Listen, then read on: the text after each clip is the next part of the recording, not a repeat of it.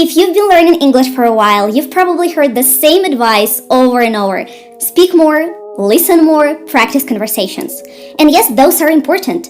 But today I want to share a skill that most learners completely overlook. And it can speed up your English progress much more than you think. That skill is reading. Now, before you roll your eyes and think, reading? That's so boring and too slow. Listening and speaking are so much faster. Hear me out. When you read effectively, you're not just learning new words. You're also practicing grammar, sentence structures, and even the rhythm of how native speakers use the language. In this video, we'll cover why reading works, how to do it the right way, and how to turn it into a habit that actually sticks. But before we continue, don't forget to like and subscribe to my channel. Guys, reading doesn't just make you better at reading. It also boosts your listening and speaking because all of these skills are connected. So if you've been feeling stuck with the usual method, this can be the missing piece you've been looking for. Let's get started. Let's start with why reading works.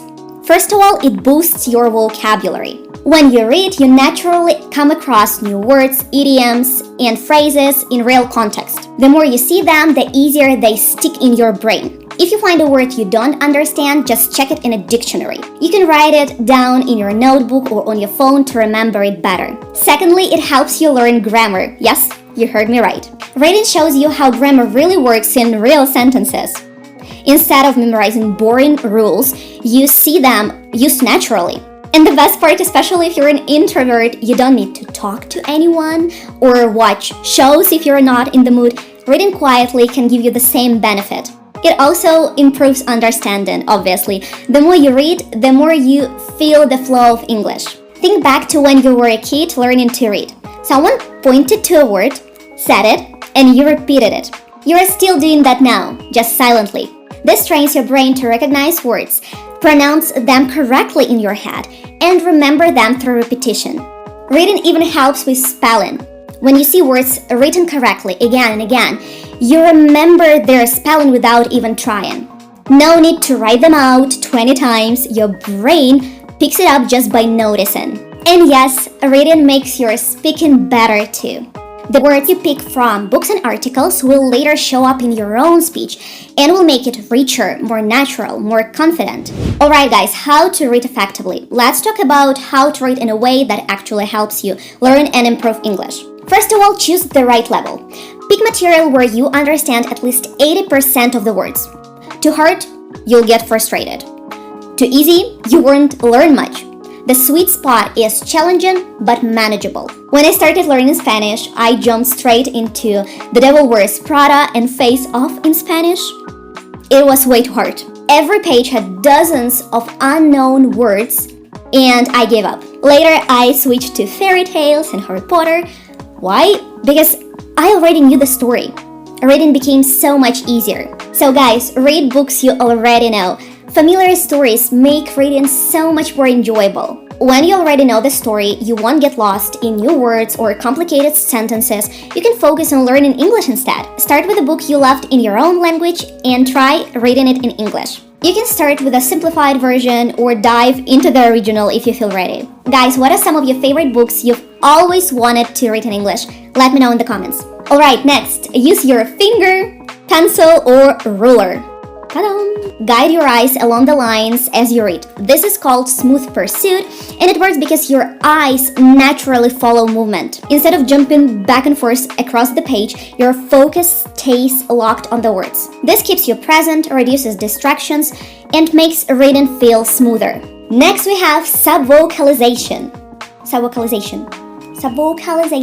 It is when you silently say the words in your head as you read. By doing this, you're practicing 3 skills at once: listening, spelling, and pronunciation. For example, if you read the word elephant silently, your brain is connecting the letters to the sounds. Later, when you see it again, you won't need to subvocalize. Your brain recognizes it instantly. Next, we have sustained reading. Try to read consistently without stopping every few seconds. The longer you stay with the text, the more your brain gets into the flow of English. Recognizing comes from repetition.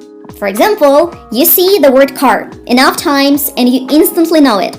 You see the phrase make a decision in different contexts and your brain understands it as a unit, not as 3 separate words. Make a decision. Make a decision. You read sentences like, she opened the window because it was too hot outside, multiple times, and your brain starts recognizing the grammar patterns naturally. The same will happen with hundreds of words if you give your brain enough exposure. By practicing these techniques, you're actually speaking without speaking, listening without listening, improving comprehension naturally, and building vocabulary in real context. Every book is like a private English teacher. Dialogue shows you how real conversations work. Descriptions teach you useful adjectives and prepositions. Stories give you context for idioms, expressions, and cultural references. Also, guys, if you want to read faster, here are some powerful tips. And the first one is called grouping. Instead of reading word by word like the cat went, train your eyes to see groups of words like the cat went into the garden. Start with simple texts like children's books and practice for just 10 minutes a day. This simple exercise can nearly double your reading speed. Next, we have skimming. Sometimes for school or work, you only need the main idea quickly. In that case, read the first and last sentence of each paragraph and scan for keywords. It won't give you deep learning, but it's perfect for quick understanding. And the third trick is speed pacing. Push yourself to read faster than feels comfortable. Even if you don't catch everything, when you slow down again, you'll notice that your eyes can capture more words at once. Remember, reading faster isn't about rushing. It's about training your brain and eyes to work more efficiently. And here are some final tips. First of all, choose interesting material. Don't force yourself to read Shakespeare if you love crime stories or fantasy. Pick topics you're genuinely excited about, like Sherlock Holmes, Harry Potter, or even Marvel comics. If you enjoy it, you'll stick with it. Next, use graded readers, parallel texts, or audiobooks. Graded readers are simplified books at levels A1, A2, B1. Start with your level and move up. Parallel texts are books with English on one page and your native language on the other. They help you check meaning without stopping too much. Audiobooks, my favorite ones, listen while you read the text. This connects spelling, pronunciation, and rhythm at the same time. Write down new words in a vocab diary. Keep it simple. 1 column for the word, 1 for its meaning, and 1 for a simple sentence from the book. Review it weekly. Just 5 words a day adds up to 150 words a month. Don't translate every single word. If you see she glanced nervously at the clock, maybe you don't know glanced, but the context tells you she looked quickly. Write it down later if you want, but don't stop every 10 seconds. And of course, combine reading with other methods. After reading, try retelling a paragraph in your own words. Watch a movie or series in the same genre, or discuss the story with a friend or online group. This way, the words won't stay on the page. They will move into your real communication. And that's it. Remember, every page you read is practice in listening, speaking, vocabulary, grammar, all at once. The more you read, the easier English will feel. So grab a book you love, start small, and stay consistent. Even 10 minutes a day can make a huge difference over time. Now tell me, what book are you going to start reading in English? Let me know in the comments. Thank you guys for watching this video, and I'll see you in the next one.